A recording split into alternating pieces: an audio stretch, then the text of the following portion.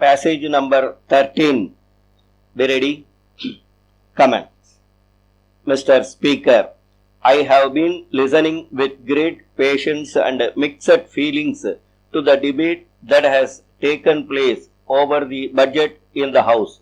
Ordinarily, the budget debate should be a debate on the finances of the state and on the main policies connected with expenditure of money.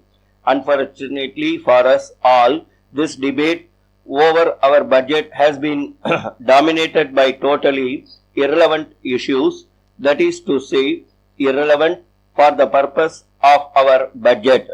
We are now dealing with a very limited budget, for it has been clearly explained that we will have to consider the budget as a whole again. I may say that even the scope of the estimates has been limited in view of the context in which we are now placed to practically non-controversial matters. I had hoped that with these limitations, both as to the subject matter and to the period which the demands should cover, we would have a very calm and considerate examination of our difficulties and our problems. One must hope for assistance in our difficulties from all sections of the House. Everyone knows that the national plan, so far as we are concerned, has been completely upset on the resources side. We are well aware also that large areas of our state are suffering from acute distress, not only in regard to water but also in regard to purchasing power to carry through.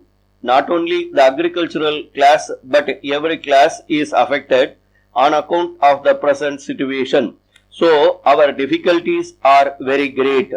I am such that honorable members are now sufficiently conversant with public affairs to realize that the government cannot be richer than the people of whose affairs they are in charge.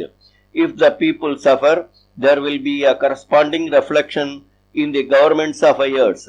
If the people are unable to buy the essential commodities and if the people are unable to live satisfactorily, the government cannot cope to have its finances in a sound condition.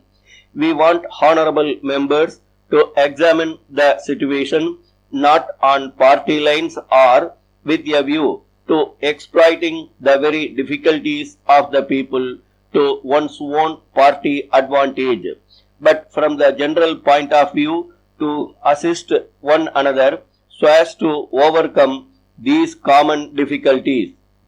I know that honorable members are not unsympathetic, and I also know that there is a good deal of cooperation.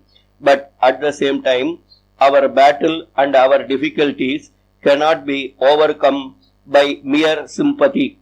Generally, we have to get funds from the central government when we are in difficulties, but the central government tell us that they cannot go about finding funds for every state which is in a condition more or less similar to ours, and that they have their own limitations.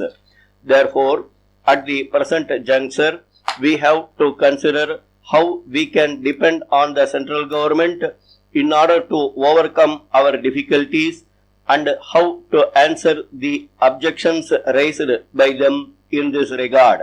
But no honorable member has suggested any new kind of tax or levy. So, we all agree that we cannot cope with the difficulties of the present year unless the center comes forward to help us.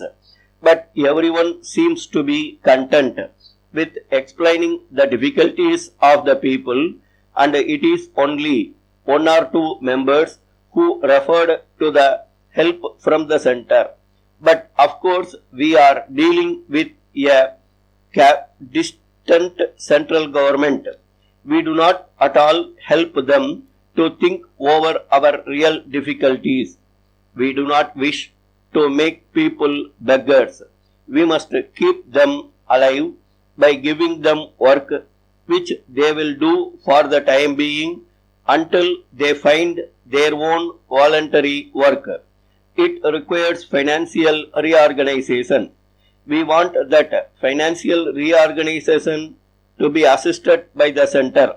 Therefore, we must lay emphasis in this budget session on that aspect of the matter rather than on anything else. Now, the Finance Minister of the Government of India has prepared a plan, a national plan for 5 years. None of the works in our state over which we have spent our money are outside the plan. In fact, our government might claim that the state has anticipated the plan in regard to many matters and we have spent monies also.